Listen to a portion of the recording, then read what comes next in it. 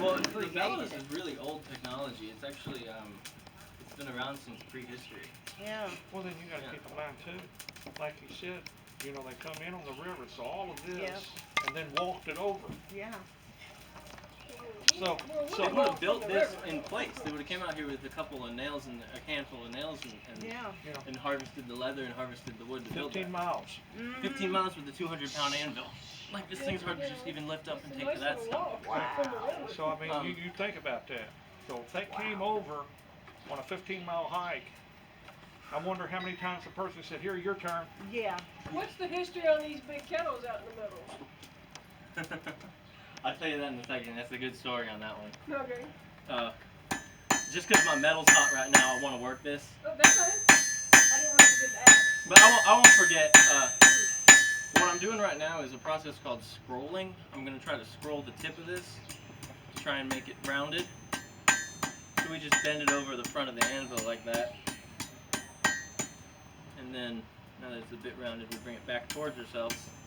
Hope that we can keep that circle shape to it. Huh. Yeah, it's a little bit of a wide scroll.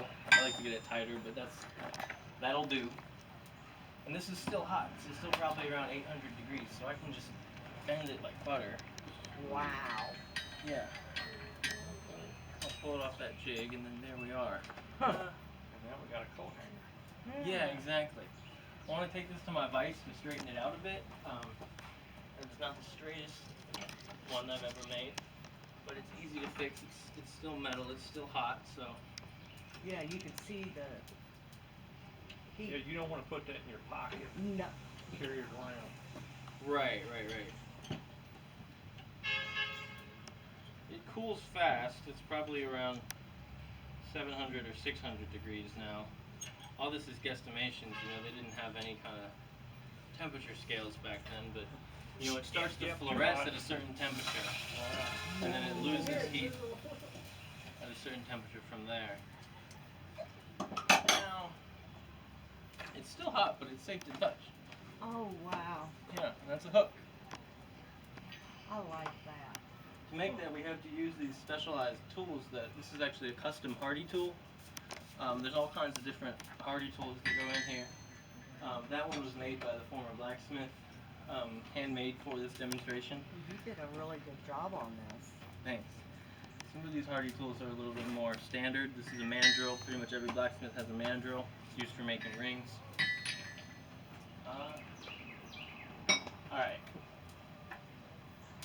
Regrettably, that really big cast iron pot, it's just not accurate.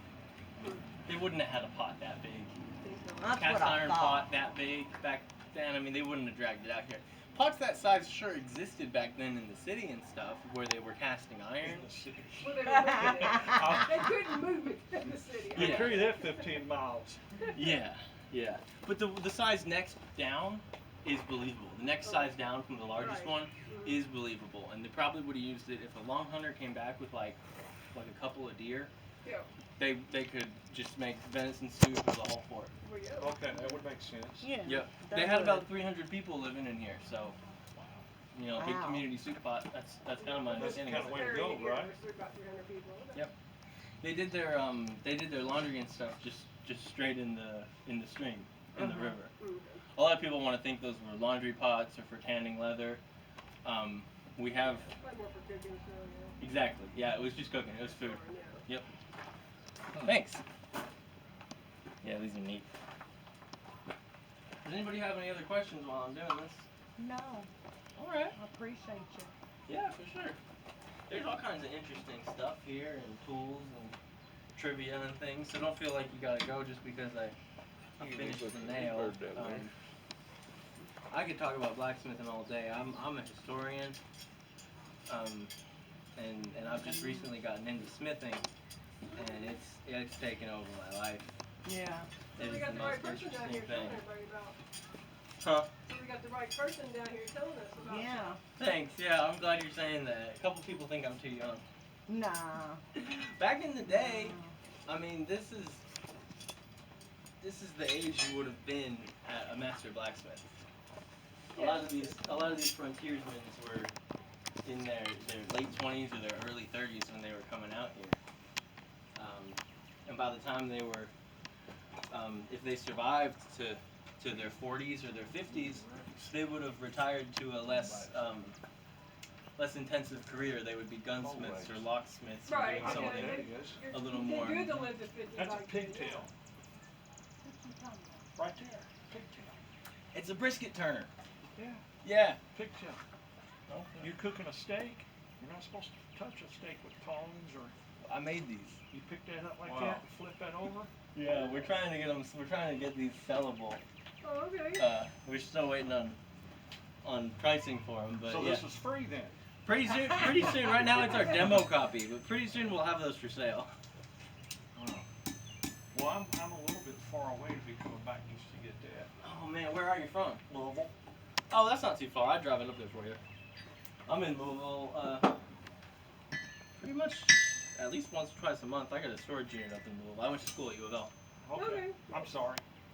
No, you're all right. I loved it. Well, we live in Best First waste Creek, of time and I they ever live in had. Shepherdsville, so Yeah. we're not too far. Oh, neat, yeah. Yeah, Jim Beam's our backyard basically. Oh, fun, yeah. We've got